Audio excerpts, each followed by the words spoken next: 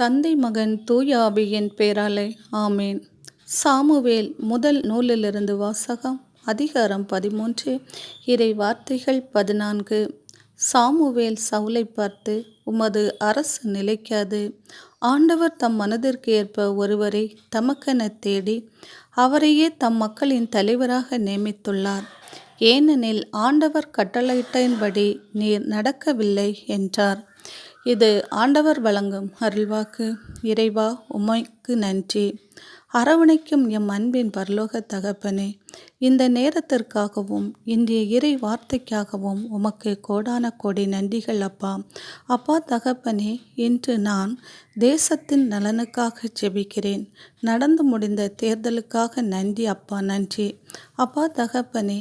எம்முடைய தேசத்திற்கு தாவீதை போன்று ஒரு நல்ல தலைவரை நீர் தேர்ந்தெடுத்து தருகிறதற்காகவும், மோசே வழியாக இஸ்ரேல் மக்கள் எவ்வாறு ஆசீர்வாதத்தை பெற்றுக்கொண்டார்களோ அதுபோல எங்களுடைய தலைவர்கள் வழியாக நாங்கள் ஆசீர்வாதத்தை பெற்றுக்கொள்ளக்கூடிய பிள்ளைகளாக மாறவும், நீர்தாமே உமது மனதிற்கு ஏற்ற உண்மையோடும் நேர்மையோடும் உத்தமத்தோடும் நடக்கக்கூடிய தலைவர்களை தேர்ந்தெடுத்து தருகிற கிருபைகளுக்காக உமக்கு கோடான கோடி நன்றிகள் அப்பா. ஆமேன்.